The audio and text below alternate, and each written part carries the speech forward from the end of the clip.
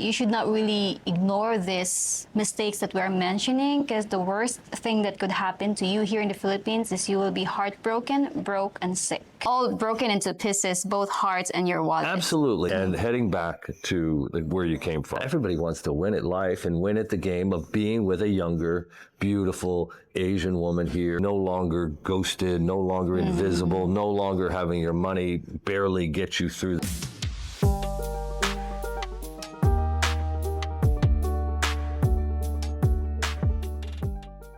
If you are 55, 65, or even 75 years old and thinking about moving here in the Philippines, this one is for you.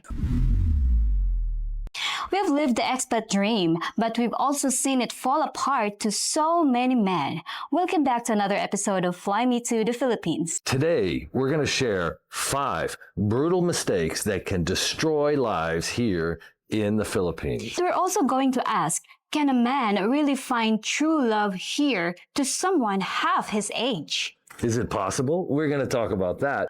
And it's going to be honest and open to everyone. All of these 5 mistakes that can destroy your experience in the Philippines and send you packing with your tail between your legs. They're all in our book, Chrissy, the #1 bestseller on Philippines travel on Amazon. So, Chrissy, we're going to roll these mistakes out 1 through 5, a little bit reverse order. What is the #1 mistake we're going to talk about here? Choosing the wrong city in the Philippines. So many of the people we talk to want to know where is the best city for them to achieve a happy retirement. And it's not that simple. You know, a lot of people see vlogs from Dumaguete and they rush right to Dumaguete and they find it's a small town. Yeah, it's got a boardwalk, but there's no beach right in town. The coffee shops are packed with expats and the bars have expat companionship if you're a drinker.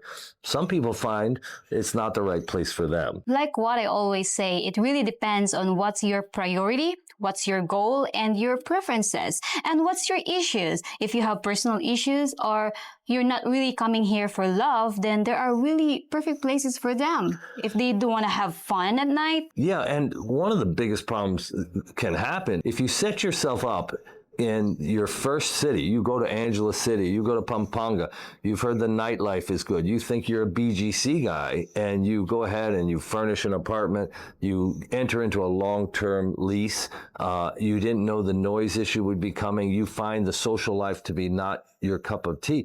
Now, you may have busted your budget by setting yourself up in that initial city. And this is one of the main reasons that people wash out. They kind of had a limited amount of powder. They didn't keep it dry. And then they meet a woman in another city, or they just find out it's not the place for them. So I really believe in the order of the battle. Like if your goal is to come here in the Philippines and meet a Filipina, I think what you should do first is to find where that Filipina located is, you know, and your goal, what to do in the Philippines. If you want to go surfing, if you are going to go farming, or if you want to live somewhere near the city, then you should make sure that when you come here in the Philippines, you already have set your goals and your plans, because there are a lot of expats I've heard that they get a really bad impressions about the Philippines. It's because they have picked the wrong city. There's really kind of 2 types of expats. There's those who just come to find the right city, and then they're going to organically meet a woman once they find the retirement city. It's very logical. Then they're the type who've already met a girl online, and they're going to come and meet her, and then they're going to meet the family, and they're going to travel around and see if there's any place better to live than near an hour or 2 from her family. But most of the expats we've met and most we know live about an hour from the girl's family or half hour from the girl's family. But there are a lot of issues. We've talked about them before. Noise is a huge issue here. You could have barking dogs and roosters and loud karaoke, and you could have construction noise and road noise. We had a friend that moved into our own subdivision, but he moved next to the road. And the house was just constructed, and he had water problems that the other houses didn't have, but he experienced so much road noise. He left his deposit behind. Sometimes you could be in the right city, city, but you picked the wrong location or part of that city. Right. Now, Chrissy, I have had dozens of men ask me for where they should retire. Sometimes they're looking for breezes and elevations. Sometimes they want to be Captain Ron. I have a series of 6 questions that I ask them when they use our consultation services. And we try and give them an itinerary where they can explore several cities that other expats have found ideal. And they can go to Philippine Expats, the Facebook group, and there many times these questions are raised and hundreds of people will answer in. It's a good learning tool. Yeah, as a coach to these people, you always like throw questions to them. But right now I'm gonna ask you a question. Go for it. Like, as an expat, you've been to so many cities in the Philippines. What city do you think could be your wrong pick? For me, Dumaguete would be the wrong pick. You know, I was drawn there by all the vlogs I saw. I was drawn there by the fact that the hills of Valencia offer the breeze. But unless you've got a really nice vehicle or you're comfortable on a motorcycle, it's going to be hard to get up and down the mountain, the jeepney drive, to get your groceries back and forth. There's no beach right there. We went out on the promenade, the boardwalk at like 10 a.m. in the morning. It was crickets. It was so hot. Not a single person was on that boardwalk. And there were too many expats for me. I mean, I don't need a city with thousands and thousands of expats. So that might be the place that a lot of people just rush to, and it may not be right for them. And of course, it also depends on your goals, on your situation, and your relationship situation with me, right? And of course, take note about this.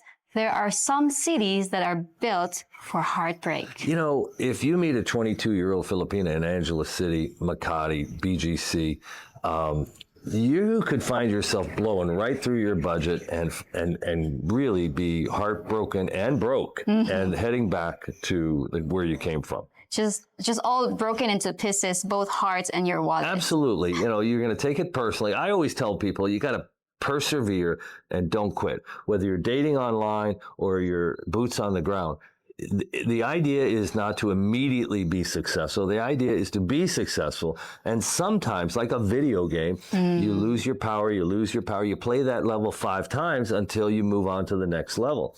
And I always say, we're married and I'm on level 12. I'll check back in a few years and see if I won the game. So until what level is this? Just level 12. I'm at the final level. We've been married for 8 months and, I'm hopeful I'll win the level. Now you're trying to win the final The whole game. level. I want to win the whole. I think you got to be married 5 years to win the level. What's your reward for that? Oh, well, just happy lifetime. I mean, if you win the level, that's fantastic. Everybody wants to win at life and win at the game of being with a younger, beautiful Asian woman here, kind of being no longer ghosted, no longer invisible, no longer having your money barely get you through the day. No more playing games. No more playing games, and just having somebody who's an old school. It's like time travel when you come here. You go back to 1960 America, you can find like Father Knows Best, Jane Wyatt. Unbelievable. These women exist here in the Philippines, but you may not land on the first and final prospect, and that could cause men to lose hope, give up, and think it's impossible because the people exaggerate. All Filipinos are this, all relationships, all younger age gap relationships. It's not true. There are many, many financial incentives for people who grew up poor and live in Asia to take advantage of you and enter into a transactional relationship. But Chrissy, let's just talk about our relationship. Yes. Is it possible that you can marry a man twice your age? I'm more than twice your age. Well, and find true love? It shows the both of us showing them that it's possible. Well, I think one of the reasons people watch our channel is they kind of see our chemistry together. They think I'm Regis Philbin and you're Kathy Lee, the morning show. But I think it's possible. We've lived it. We've known each other for over 2 years. We've only been apart like 75 times when I've gone to the golf course. Other than that, we spent every single minute together. But there's another element that's really interesting. We hang out with other expat age gap couples. Yes. And we don't feel different because of that. Yeah, we golf with other expat age gap couples. We're going to the beach with other age gap expat couples. We celebrate birthdays. We see other age gap. Now, you're the youngest of the crowd we hang out with. And we have the biggest age gap. Yeah, I'm the youngest yet. But most of the guys met their Filipinas when they were between 27 and 33. And they've been together 5, 10, 15 years. Yeah, the longest was 18 years. And so, we live in this gated subdivision, and we hang out with other Westerners, British, Canadian, and their Filipinas. You get to speak Visayan and hang with the girls. I get to bond and, make friendship with the guys. And then we have our own bond, which we don't like to be apart. And not a lot of people don't get that. Yes. You know what? There is really one curiosity question about age gap relationship.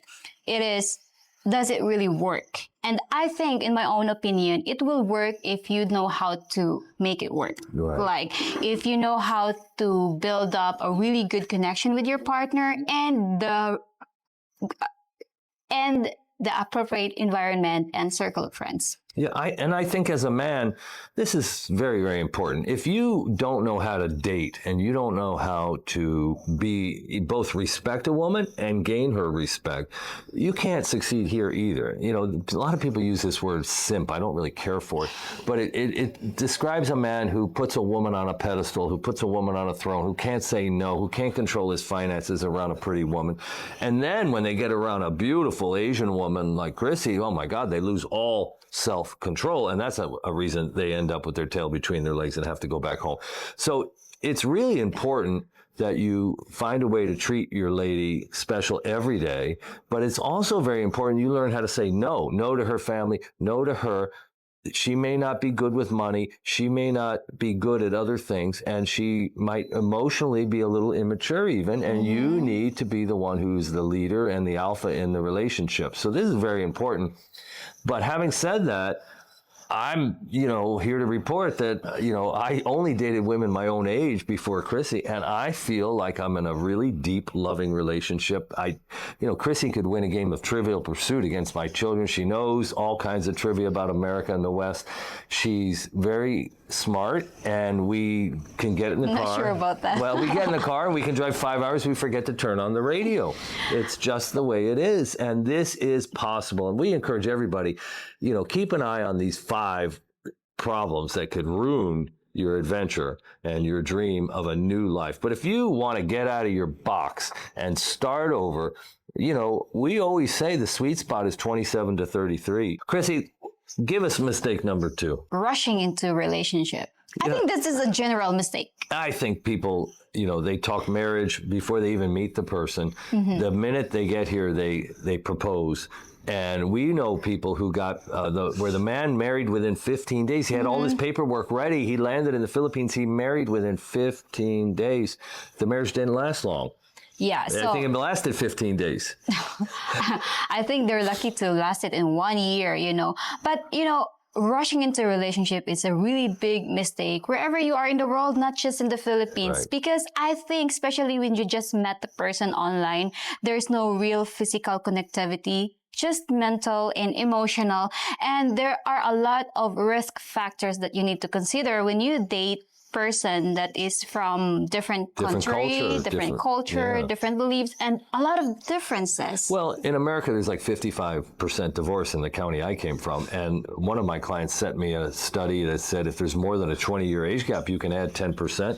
And that if there's a cultural difference, the person's from a different country, that can add 10%. And if there's a religious difference, you can add 10%. So these relationships where men come to the Philippines will have 1, 2, or all 3 of those components. Yeah. Slow your roll. Chrissy and I, we think we've had this fantasy relationship. We fell in love. We can't be apart from each other. We do this YouTube passion project, but we waited almost 1.5 years to get married. Yes. I think there are so much of differences than the common things that you will have with your partner. And the very important thing for you to do first is to have this adaptability. What do you call it? Adaptability. Adaptability of your partner, and vice versa. Right. So, Yeah, when you're dating a young Filipina, you need to spend time, and you need to get into a dull, not vacation and honeymooning and traveling around the world.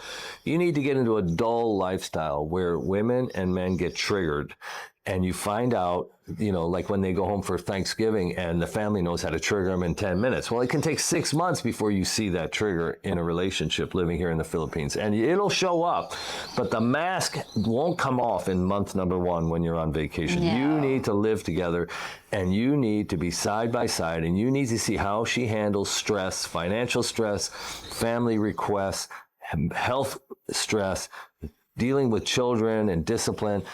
Jealousy is huge here in the Philippines. I always say all Filipinas are between 6 and 10 on the jealousy scale. They're just wired and born that way. Now, every now and then a guy writes in and says, "Ma, not my Filipino." Okay. But in general, all Filipinos are going to be like a 6 to 10. If you can find one as a 6, 7, or 8, she's a keeper because she brings with her so many, so many other attributes that are positive. But if you get the 9 or 10, you need to go stage left. I'm sorry. It's just not worth living a life where a woman is harassing you all the time. Now, Tampo is another problem here in the Philippines, and that will show up sometimes in a week, sometimes in a month. It can take a year for Tampo to show up. Now I've got a question for you. Speaking of not rushing into a relationship, based on your 12 steps, what do you call that? 12 steps of the video game, how to meet a Filipina and live a great life. Yes, so based on your 12 steps. We have a video here.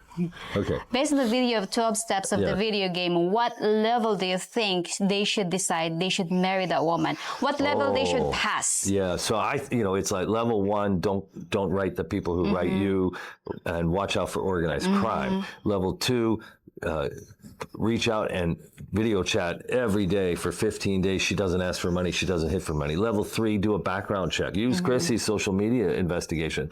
Check out their background. Half of the women have all kinds of nonsense in their social media. You can eliminate them. You'll find out they were just at a resort with a man. Someone else is paying for their apartment.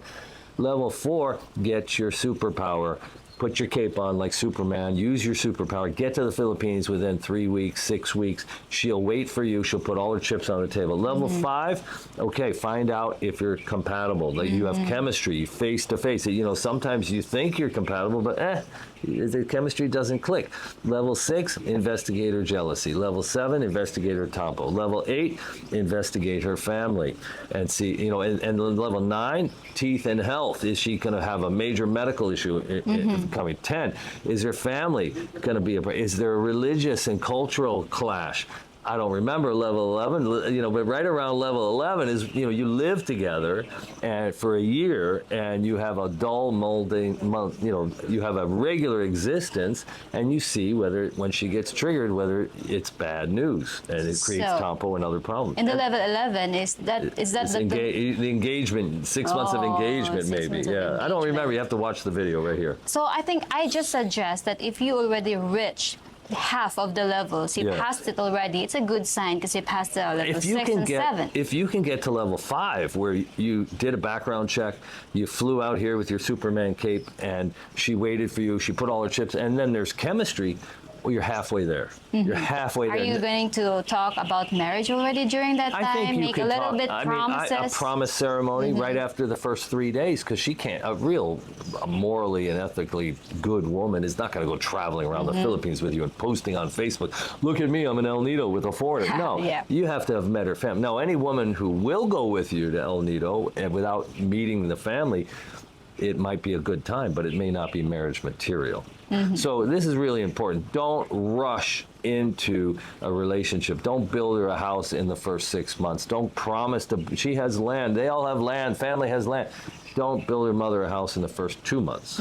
I think you have to keep in mind that there are a lot of risk factors than success stories. Right, in the and it can be, can you imagine you get your kids ready, hey, I met a 32-year-old, I met a 29-year-old, she's all that, and they go, well, you got to be careful, Dad, you got to be careful, Dad. And you rush in 3 months, they're going to have a hard time accepting that. And then when it turns out she was a bar girl, it turns out she's psychologically unbalanced, it turns out her brother threatened you, you wouldn't give him a loan, and you have to blow out, it's not going to be pretty. It's danger. Would you consider that you rush into your relationship? I found, and this is really a good question, because sometimes you have to trust your gut too. And every now and then you meet a unicorn. You just meet somebody who's exceptional, and all the green lights and green flags keep coming at you. and you got to believe your eyes, you got to believe your stomach, and you move things a little bit more forward. So we moved in together very, very quickly. And but then I had a rule. I'm not getting married to anybody unless I see whether we can live together for a year. Yeah. And you're like, hey, I expect to be married. I'm not going to be here being someone's girlfriend for 2, 3, 4 years. I'm kind of belong to a church, and I have a family, and that's what I want out of the deal. Yes, because I was following rules that you have to present what you really want. Right. And I think a woman on her need to have list might be a man who's willing to marry her. Yeah, it depends on the woman that you're gonna be dating. But It wasn't my need to have to get married, but like, hey, it's a negotiation. Yeah. And I think it's negotiables. It's part of those negotiables. I think we have a real relationship. We don't just have a physical relationship. I think we're each other's best friends. Yeah. And I've integrated into the Philippine culture, and soon, hopefully, in March of next year, we'll take you to America, and I think the relationship will evolve and grow.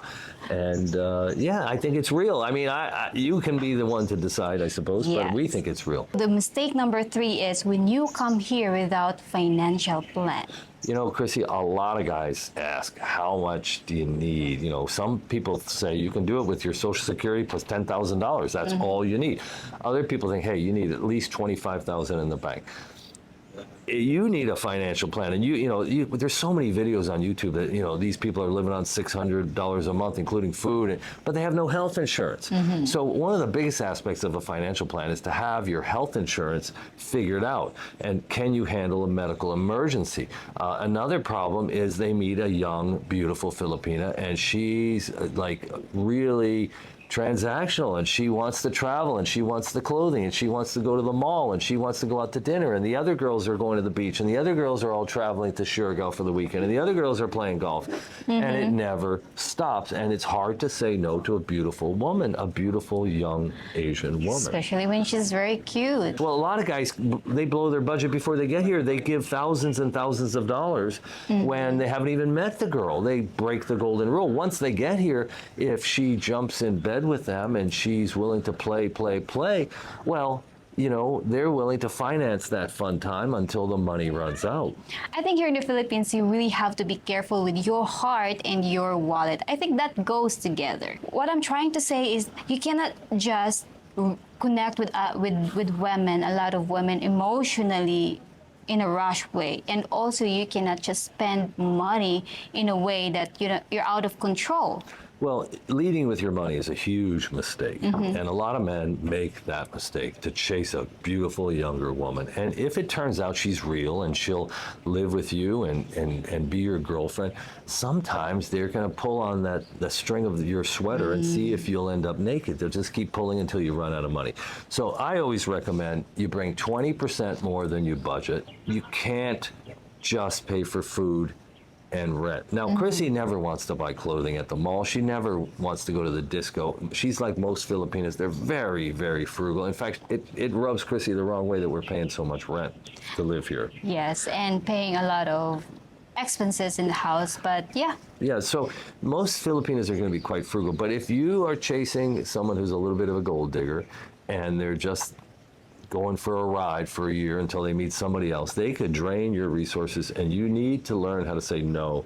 Running out of money here in a foreign country is a real bad look. You know what? It's really a turn on for a woman when the man knows how to plan financially. Like he's not just blowing out his money to some nonsense stuff. Because it means that he has this self-control and he can manage himself. Mistake number 4, ignoring healthcare and insurance. Medical insurance. I have a peso plan. It covers up to 1.5 million pesos for emergencies, which is about 27,000 US dollars. So at a minimum, you need to have some health insurance while you're here. If you're a veteran, you can live not too far from Manila. It's only a $50 flight to get there if you live in one of the other islands. We have a PDF. If you're interested, just write us at flymetothephilippines@gmail.com and ask for the 1-year plan. It's 70 bullet points, and it talks about getting your physicals and getting your health care and the things you need to do to be successful up to 1 year before you come.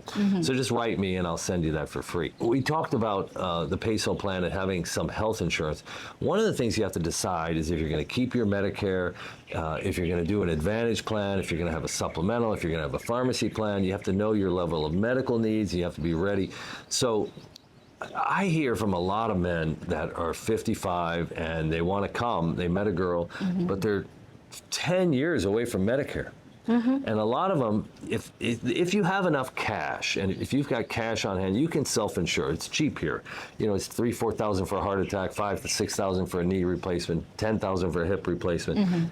We went to took CJ to the hospital emergency room with the pediatric clinic. It was 500 pesos for the checkup. For the checkup, 500 pesos. 325 for the laboratory test. Crazy cheap. Yeah, in total, I think I just paid 1,600 pesos in total together with the medications and everything. It's crazy. So if you have a fair amount of cash, you can self-insure, but you need to have cash reserves for medical needs that you can't predict. And you might need to keep your Medicare in place in the U.S. if you want to go back. If you cancel your Medicare, you're going to pay 10%. So what drives a lot of men home is they have a medical emergency here, and there's no one to care for them. They broke up with their girlfriend. They can't get in the hospital without a credit card or enough cash to even be accepted in the hospital.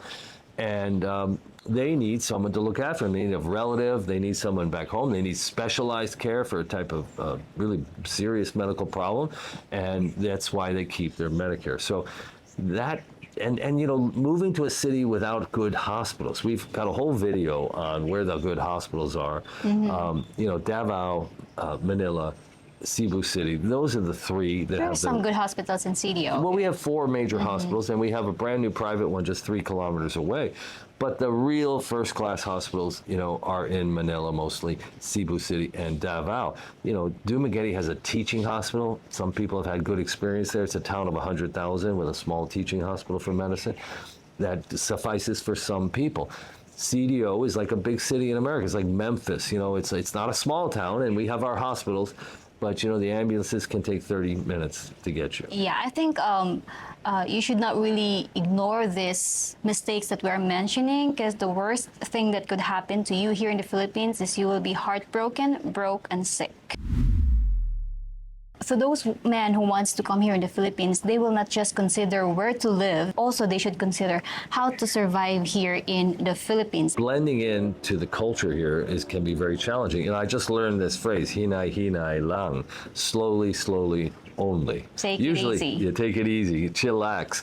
It's the motto of the Philippines. And, you know, the joke is when a Filipino sees a line of 50 people, he gets in it. And after an hour, he says, what's the line for? Yeah. I think the thought about it, hine-hine lang, or take it easy, is for you not to get frustrated.